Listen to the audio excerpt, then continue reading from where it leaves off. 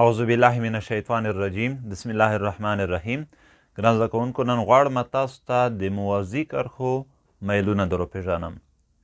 په دې درس کې به تاسې په دې باندې وپوهیږئ چې د موازي کرښو میلونه څه ډول وي، او په دې به هم وپوهیږئ چې که د دوو کرښو میلونه مساوي وي نو دا کرښې به په خپل منځ کې څه ډول وي.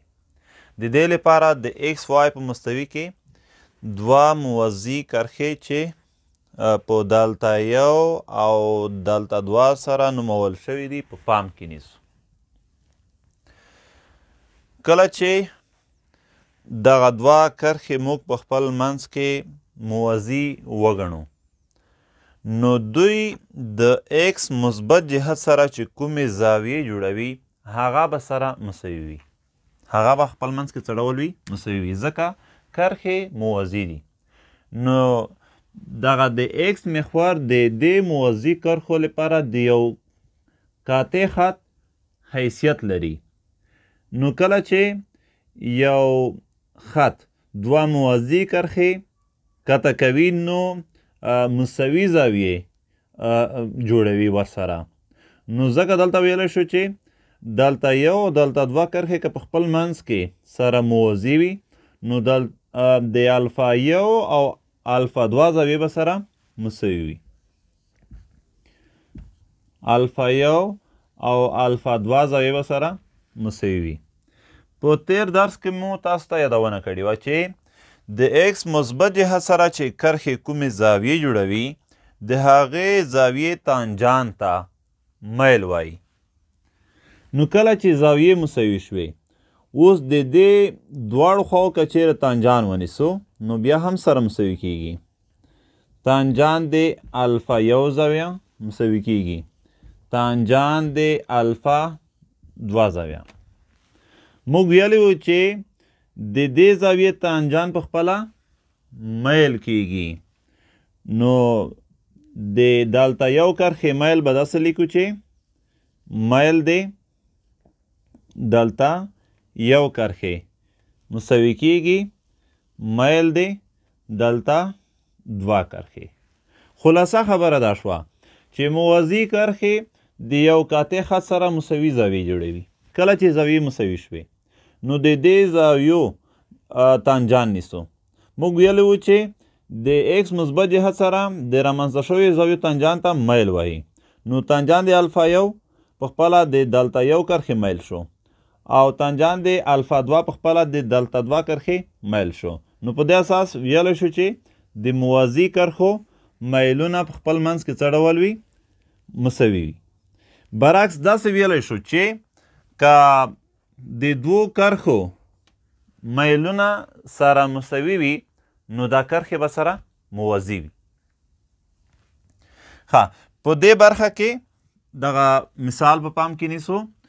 دلته یو کرښه چې کومه ده یا مستقیم خط چې دی د دې دوه ټکي راکړل شوي دي. ا ټکی 2.5 مرتبه جوړه لري، بی ټکی -6 او -11 مرتبه جوړه لري.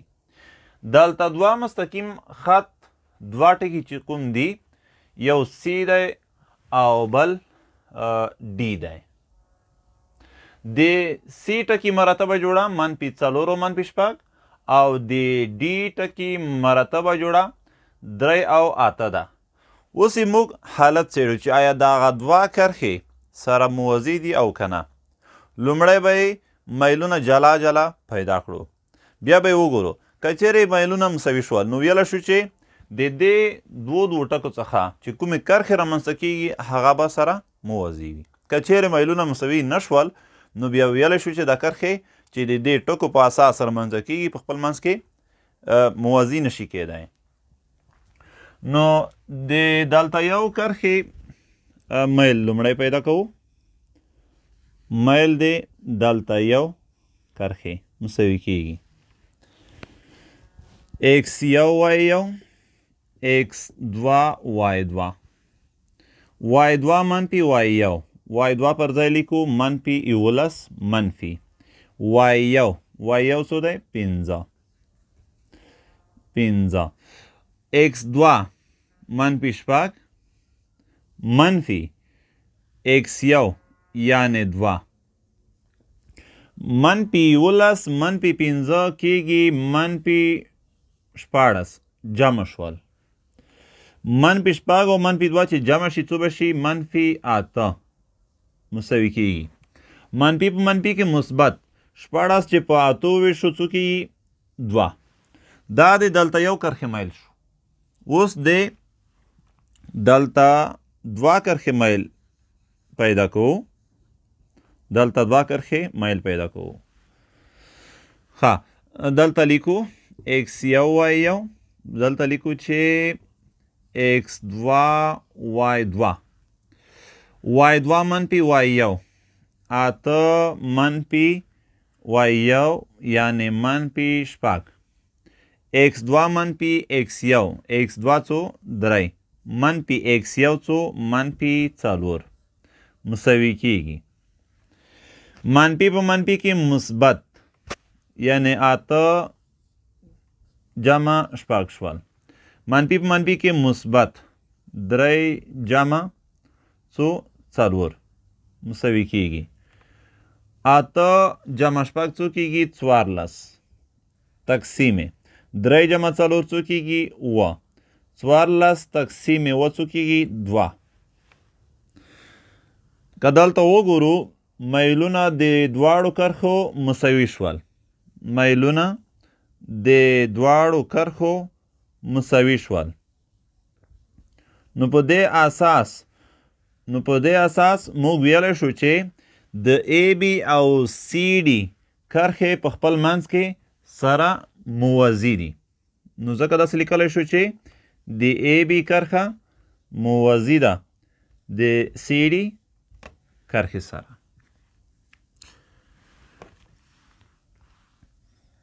ښه هیله ده چې په دې موضوع باندې پوه شوي وای یوه خبره تاسې په یاد کې ولرئ یوه خبره هغه دا چې که چیرې یوه کرښه د x محور سره موازي وي یعنی د x محور کته نه کړي نو په داسې حالت کې موږ ویلی شو چې کرښې د x مثبت جهت سره هیڅ زاویه جوړه کړې نه ده نو په داسې حالت کې باید مایل چې وي 0 وي د دې لپاره دغه شکل په پام کې نیسو دلته یوه کرښه جوړوو x محور ته موازي